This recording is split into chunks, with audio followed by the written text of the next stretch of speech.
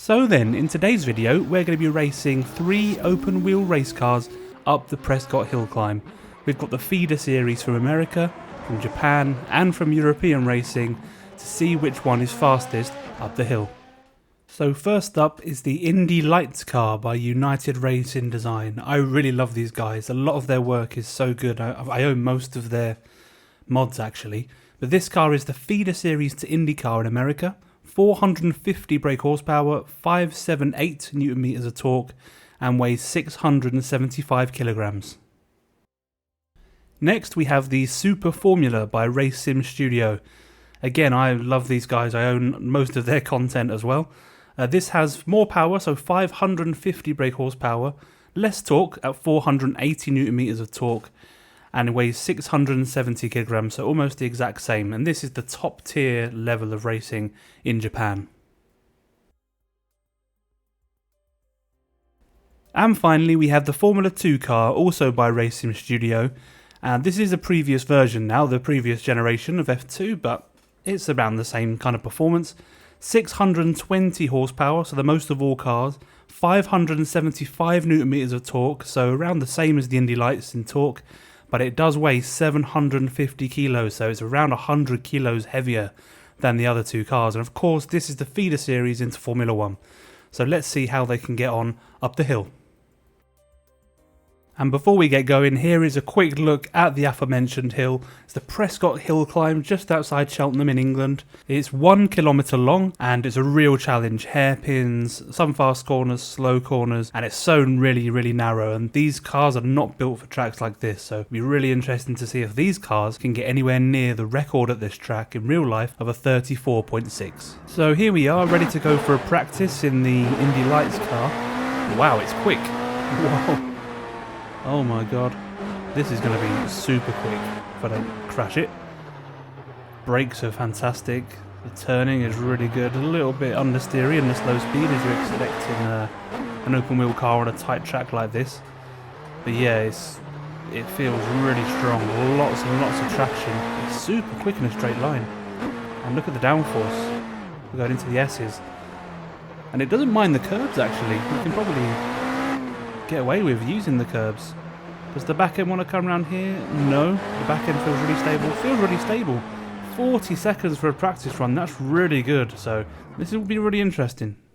Okay, now we're in the Super Formula. Never driven this car before on any sim or any game. So let's see how it goes. Wow, it's quick again. Oh my god, the steering is so direct. I just steered onto the grass. Loads of downforce.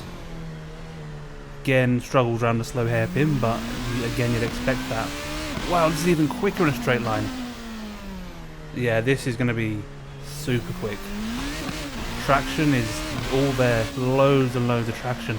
For the power, that's so surprising. Again, I can ride the curbs a little. Look at the speed I can take around the corner. What about around here? Yeah, look at that, throw it in. Get on the throttle, no wobbling at the rear end, amazing, that's going to be really interesting. 38.9. Let's see if the F2 car is any better than this. Finally then, F2.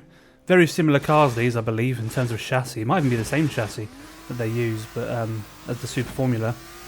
Again, wow, super quick. This might even be quicker in a straight line. Yeah, this feels even faster. Oh, it does feel heavier though. You can feel the extra weight. It doesn't want to turn as much as the Super Formula. Ooh, and the back end, it's definitely not as stable. That's interesting. Maybe it's got thinner tyres or something. Definitely is more on edge than the Super Formula and the Indy Lights. Yeah, the back end does want to come out on me quite a lot. Oh no. Just as I say that, I loop it. Yeah, the back end really doesn't feel too stable. I might have to take 1 or 2 clicks out of the front wing because the rear wing's full already in terms of downforce. But yeah, across the line, 47, still not bad. I still think it's going to be close once I can get a lap time out of all of these. Fastest run then for the Indy Lights car. Let's see what it can do going up the hill. Really quick off the line, super quick into this left-hander, over 140 k's. Late on the brakes, get it turned in, touch the curb, it's not too bad. Get a really good exit out of here, heading down the hill, late as possible on the brakes. Keep it nice and tight as always, and on the throttle, really good traction. as all the cars have got really good traction actually, other than the F2 is a little bit traction limited. Whack it over the curbs. I do touch the wall, but this is still my fastest run, so let's pretend that never happened. Run it through the last corner, almost get on the grass, but we cross the line at 37.9, so still 3 or 4 seconds off the real life record, but still a good time. Next then is the Super Formula. Let's get it up the hill. This car is so quick. If I carried on driving this for hours and hours and hours, I think I'd get faster and faster and faster. It just seems to surprise you. You can take more speed into a corner. It just grips, especially on that first left-hander. Up here into the slower corner. Even out of here, the traction is so good. And through the S's, I think I could probably carry even more speed through here. You do miss the curb, get it turned in really early on the power, and through here as well.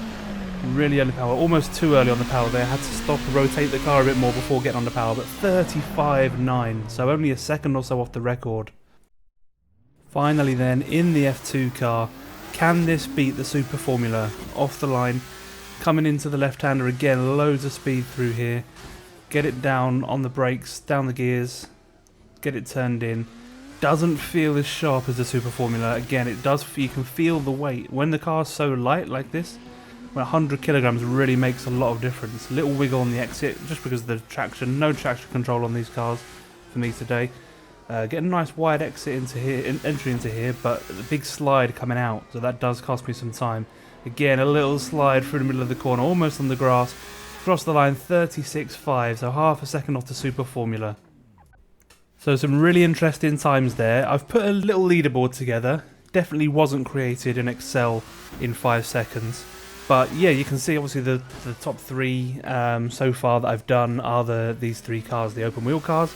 Next up is all 3 Japanese cars, and then after that is all 3 American cars. So it's all quite linear at the moment, but as we do more of these challenges, these times will get mixed up. But it's quite interesting to see the Formula 2 car half a second off the Super Formula car.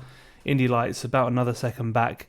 And just a reminder, 34.6 is the real life record, so we will be hoping to try and beat that one day in a car of some sort. I don't think the British Hillclimb cars are available for Assetto Corsa, at least I've not been able to find them, but I'm sure a Formula 1 car or 2 could probably give it a run for its money.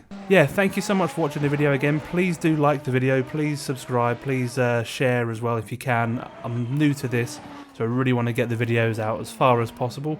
Really appreciate you watching, and I'll see you on the next one. Thank you.